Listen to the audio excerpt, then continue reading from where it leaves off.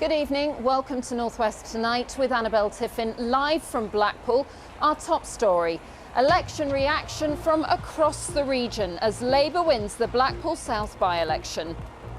It's time for change, and that change started here in Blackpool tonight. Chris Webb is the new MP. We will hear from him later in the programme. Also tonight, new faces and new issues as results come in from the region's local elections. Barry Manilow speaks out on the Co-op Live arena. Chaos as his Manchester gigs are affected. Can the Clarets pull off the Great Escape? How Burnley are plotting for Premier League survival. And well, the rain stayed away for a good deal of the day. Lots of clouds in the sky, but it eventually arrived. How are we looking for the bank holiday weekend? Join me at the end of the programme. I'll give you all the details.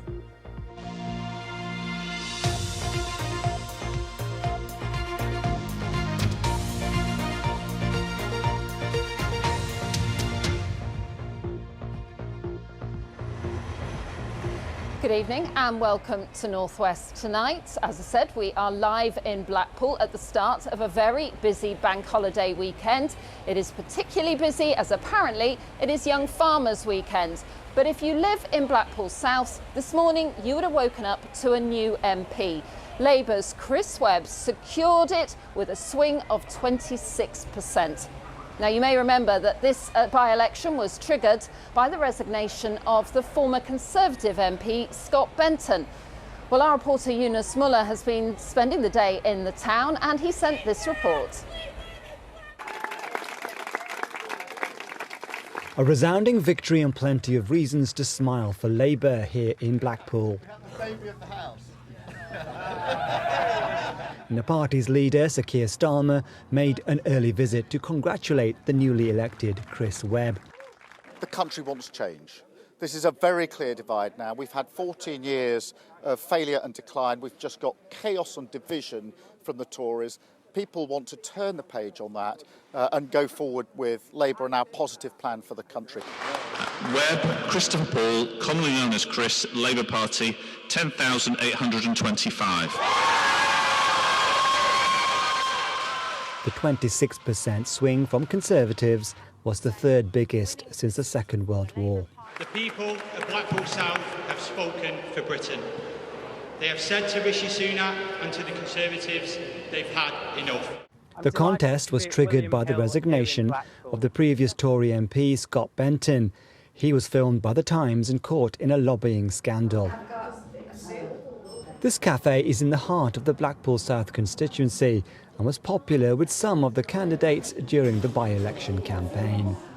We need somebody who's honest and open and hopefully will deliver exactly what he said that he will. I wasn't surprised Labour got in, put it that way. The Conservatives run its course really. He was born here at Blackpool Victoria Hospital. He's just had a baby who was born at the hospital.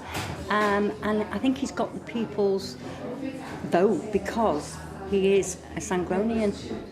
Reform UK's Mark Butcher came third with just 117 votes separating the party from the second-placed Conservatives. He's made lots of promises that I will be watching and, I hope he does a good job for Blackpool and I hope he follows through with some of his promises. What we take from it is the strong message that we send to both parties actually is that Reform UK are here and we are going to be, we're going to be here for the general election. Labour's victory here in Blackpool may not come as a surprise for many, but the scale will confirm the Conservatives' worst fears. Yunus Muller, BBC North West Tonight, Blackpool. Well, after only a couple of hours sleep, Chris Webb came down to the prom to join me earlier and I asked him how he was feeling after his victory. Feels incredible, but it's a huge honour to be elected as the Member of Parliament here from my hometown. But I've got a big job to do and I'm ready to get started. And it is a big job to do because, as we know, yes, we're seeing a lot of tourists here today, but we know that behind this, there's areas of real deprivation in Blackpool South. Definitely, we've got 11,000 kids living in poverty. We've got more kids in some wards living in poverty than not. We know there's a big issue. I see it every week with the work I do in the community, where I volunteer with the food bank and the mental health charity I was chair of trustees for. So I see it day in, day out. I know what needs to be done and I'm ready to get started. Why do you think you won? I think we did a positive campaign talking about the issues that matter to people. We were engaging on the doorstep. We focused on that, not the kind of noise that by-elections seem to attract. How much do you think it was that you won, or that Conservatives really just lost this seat? People want change, that was clear. We were getting lifelong Conservative voters switching to us, people engaging positively on the doorstep. They definitely want change. And when you say change, what specifically are you talking about? They want a new government. They've seen the town under Labour governments, they've seen it under Tory governments. When I was a kid under the Tories, I was taught in Portakabins. Under Labour it was a state-of-the-art secondary school, now it's Portakabins again. People can see that, can't get a GP, can't get a dentist appointment, having to use a food bank to put food on the table. They're worse off than they were 14 years ago, and they want that to stop. So that was Chris Webb speaking to me earlier. He starts the job straight away. He's heading down to London on Sunday night. Well, joining me now is Paula Keaveney from Edge Hill University. Paula, we kept hearing Chris and Keir Starmer earlier saying that people here voted for change. Is that all it is? It's partly about change, because by-elections are a great opportunity to protest, and in this case to protest against the government. But it will also be about who they want as their MP. There'll also be local issues involved. So it'll be a mixture of things. Yeah, I mean, how significant then is this particular by-election win for Labour in a wider picture? It is very significant because it is a big victory. They had to win, and they had to win big, and they did. And it comes as a number of by-elections where Labour have had huge victories. So it is significant. And Keir Starmer will, of course, be very pleased now. Yeah. Paul, do stay with us, because we're going to come back to you in just a moment, because we're going to be talking about some of the other results in the region. But for now, let's go back to Ian in the studio. Thanks very much, Annabelle. Some of today's other news now, and 2 more people have been arrested in connection with a burglary in Whaley Bridge, during which 2 men were shot, 1 fatally. A man in his 30s has been arrested on suspicion of conspiracy to commit burglary, and another man on suspicion of assisting an offender. A farmer in his 50s continues to be questioned on suspicion of murder and attempted murder. The family of Stuart Everett, whose remains were found in woods in Salford last month, have paid tribute to the 67-year-old, describing him as a unique and endearing character who always put his family and many friends first. 2 men from Eccles have been charged with his murder. A survivor of the Manchester Arena bombing has urged Co-op Live to postpone any future concerts until the building is ready. The new venue has been plagued by technical problems and cancellations since it was supposed to open 2 weeks ago. Barry Manilow is the latest artist to be affected, as Andy Gill reports. Bosses at Co-op Live say they're working hard to rebuild trust after a huge amount of disruption and frustration. But the series of cancellations hasn't just left some people inconvenienced and out of pocket. People caught up in the Manchester Arena bombing 7 years ago look on with increasing anxiety. Ruth Lenny from Southport was at the arena with her teenage daughter when the bomb went off. She wants the new venue to stay shut until it's definitely ready. It's making a lot of people anxious. You know, a lot of people find, not everybody in my network finds it hard, but a lot of people find it hard to go to an arena, and the fact that this is happening, it's all so uncertain, it just makes everybody anxious. Take That are among the artists who've switched concerts from the troubled Co-op venue to the Manchester Arena. But that means people like Ruth, who had tickets for the Co-op concert, will now miss out. I'm supposed to go and see Take That on Tuesday, and I've asked for a refund. There's absolutely no way I could go back to the arena. I've tried to go back to an arena in the past, to Liverpool, and it brought back huge trauma, just flashbacks. It was quite a bad night. Spent most of the night crying while the band was on. Looks like we made it. Barry Manilow is due to play at Co-op Live on May the 19th. The management hope to have it open by the 14th. But Barry's taking no chances. He's booked the rival arena across Manchester for the 19th as well as a backup plan. The Manchester Business Lobby says the Co-op's problems are bad for the local economy. All of that business, whether you consider taxi drivers, the restaurants, the bars, etc., that is business lost. That is an economic fallout for the city, and there is no denying that. The cooperative group which sponsors the venue says the Oak View Group, which runs it, must address the impact on ticket holders as a priority. Andy Gill, BBC North West Tonight.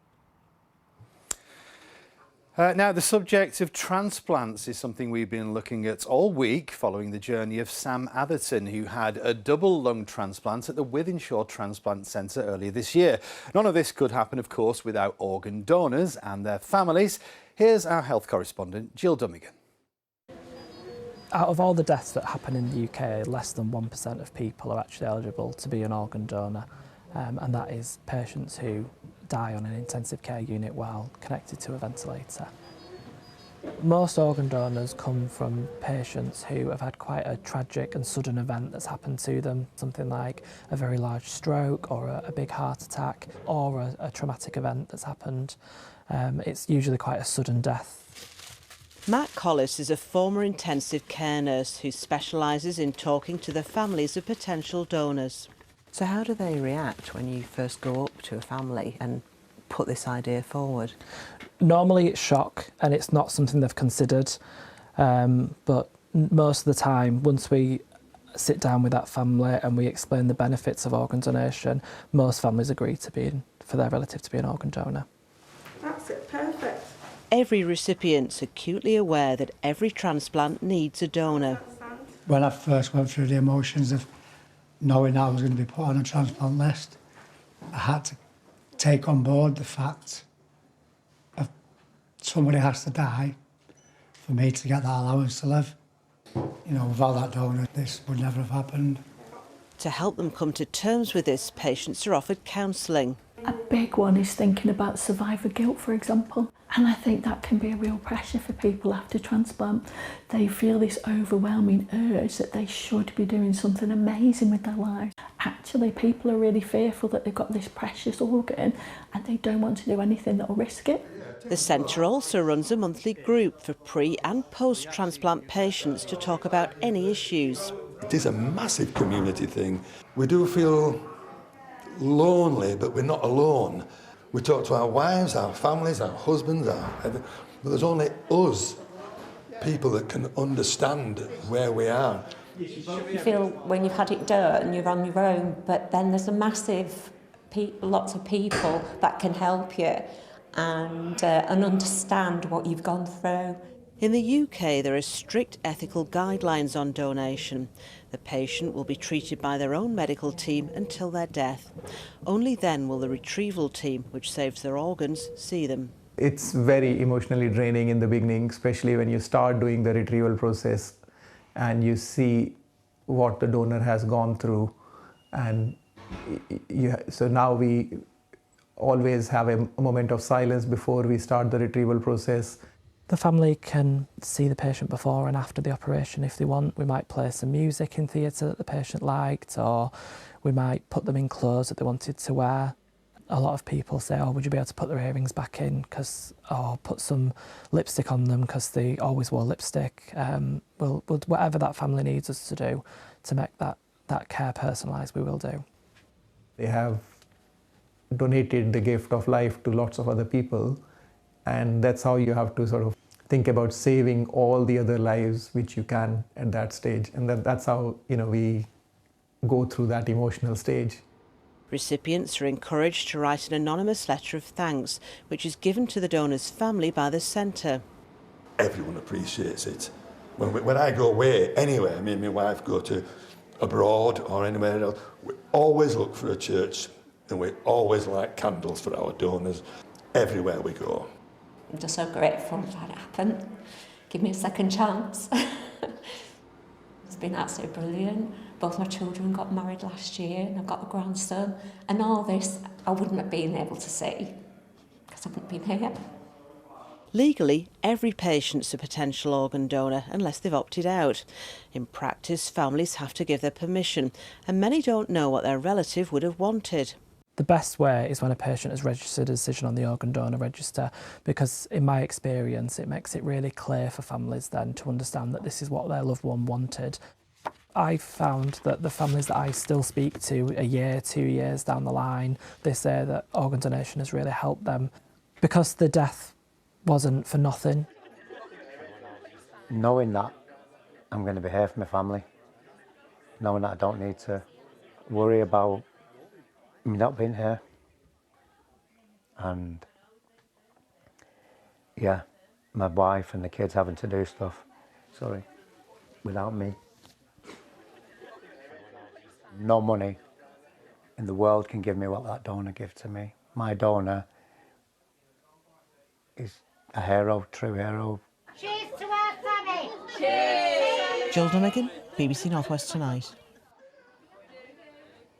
It's been a really fascinating series, hasn't it, over this week? Our thanks to everyone involved. OK, let's head back to Annabelle now. There she is in the screen behind us for more election reaction. Annabelle. Yeah. Thank you, Ian. Well, as we heard, Labour is celebrating here in Blackpool, but how has the party done elsewhere in the region? And how have the other parties fared as well, including the independents? And what influence has the war thousands of miles away in Gaza had on our local elections here? Well, Katie Barnfield has been finding out. In these elections, Oldham is one place Labour were not celebrating. Losing overall control of the council after 13 years, after independents stole the show. Independents like Aisha Kuza, who won nearly 2/3 of the entire vote in her ward. You're only 24, you've got tens of thousands of followers on Instagram, not someone's traditional image of a local councillor maybe. What made you want to do it? I've lived here my whole life. I've seen an increased decline in the local community. If the voters continue to vote for the same people again and again, we're not going to see that change. In the town centre, a mixed picture on the reasons behind people's votes. This is good. This time I gave it the independent. So what made you switch from Labour to Aisha Kuza? She's a really nice person, so that's why I gave her. Yeah. So what made you change this time? Like I said, it's mainly what's happening outside. Everybody knows. I mean, I don't want to say too much on that, but Gaza, do you mean? Yeah. Not only just that, but there's loads of other issues as well. So yeah, I think it's time for change. Why did you vote for an independent? I just says get somebody else another try. Let them have a try. See if they do any good. But I don't think they will. Been losing seats in Oldham for a few years. We lost seats last year there and the year before. So in addition to the Middle East issue which you mentioned, there are specific, very local factors in Oldham which have knocked it out of line with the sort of Labour gains that we've been seeing in local elections, not just this year but for the past few years and long predating the last 6 months. In Rochdale, Labour retained control of the council but lost 2 seats to George Galloway's Workers' Party of Great Britain. In Longsight in Manchester, Labour also kept power but lost their deputy leader Lutfur Rahman to another of Galloway's candidates. This is a major story emerging, not just the Labour-Tory dichotomy, but Labour's hemorrhaging of votes in traditional areas. Oliver Daniel Alexander, commonly known as Oliver Dan, is duly elected. Stockport had been a major target for the Lib Dems, but they failed to gain overall control by just 1 seat. I think we've done exceptionally well in the circumstances. The challenge for us this year was actually making gains from the Labour Party, which is difficult to do when they're riding high in the national polls, but there were no Conservative seats left in Stockport that we could gain. Labour have much to be pleased about from these election results, but in some areas in the North West, the challenges they and the other major parties face are clear. Katie Barnfield, BBC North West Tonight in Oldham. Well, Paula Keaveney is still with me. And Paula, we heard there Labour pretty much blaming the Gaza issue on them losing control in Oldham. Where else has that issue had an influence? I mean, I'm thinking of places like Pendle and Burnley. So we've seen places like Pendle and Burnley and Blackburn, councillors resign from the Labour Party and over this issue and stand as independents, and they've done pretty well. You know, we see independent victories in all those 3 councils. So this issue will probably play out electorally for quite some time. Yeah, and just looking at a couple of others as well. Labour lost control of Bolton, but gained control of Hyndburn. Yes, so they wanted very much to get Bolton and to get Hyndburn, and Hyndburn will be a big feather in their cap because that is a Conservative constituency which Labour will be wanting to take back. And Stockport, the Liberal Democrats so narrowly missed out on taking control there. Yeah, so the Lib Dems want to take, it's no overall control with Lib Dems as the biggest party, and they wanted to absolutely take control. They've just missed out on that, but they've made progress, so they will be pleased. It's one of those perpetual no overall control seats, isn't it? Can the Conservatives take any heart from anything here in the local elections? Well, it is difficult, to be honest, to find a ray of sunshine locally for the Conservatives. I mean, obviously there are still elections to declare, but Rishi Sunak is pointing at Tees Valley and the mayoral victory there. But it is hard to see a lot of good news for the Conservatives. It is really Labour who will be very, very happy. All right, Paula, thank you for the meantime. Funny that Paula should mention a ray of sunshine. There isn't much sunshine here, but there's lots of people out and about in Blackpool today. I don't know if they're all celebrating Labour's victory, but we shall see. It's like ping pong this, isn't it, Ian? From you to me, from you to me. Anyway, before I go, we're just going to have a quick catch up with Paula. We can't let you go without talking about the results that are still to come, because we still have the Metro Mayor in Liverpool City Region and Greater Manchester. Can we expect any surprises there? I don't think so. I think what I'll be looking at is the share of the vote and the turnout, because turnout in these elections up to now has been woeful. And these are big jobs, so I'll be looking to see if more people are turning out to vote. Yeah, and it is their third term for both Steve Rotherham and Andy Burnham, so it will be interesting to see whether they're still as popular. Yes, and whether the other parties are managing to capitalise on any discontent. Paula, thank you so much for your wise words. We really appreciate them tonight. That is it from Blackpool. As I said, that is not it for all the elections. There are more to come, and you'll be able to find out all about them across the BBC throughout the weekend. But for now, from here, back to you, Ian. Thanks once more, Annabelle. Right, from election talk to a presenter who always gets my vote. Oh, it's, yeah. I thought it was Simon King tonight. It's you, innit? Here you go, Kate. All the stick. Take it away. Hello there. Now then, weather-wise, we were expecting the rain earlier on today, so the good news is we've been dry for a good deal of the day, but we've seen skies like this, a lot of cloud out and about. This is how it was in Greenfield, in Oldham, and similar scenes right across the northwest.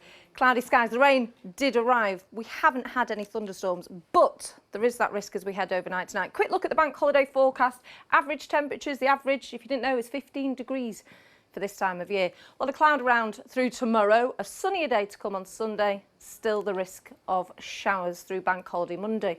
Here's that front that has provided the rain and the cloud that continues to push up to the north, and then we're in this brief spell where we will get some settled weather for Sunday, which will be nice. So you can see where the rain is on the map. Don't take this literally. Some of it will be light and drizzly, some of it will be heavy, but as we head overnight, there is that risk of having some thunderstorm activity. So you might hear the odd rumble of thunder and lightning. It's going to stay mild.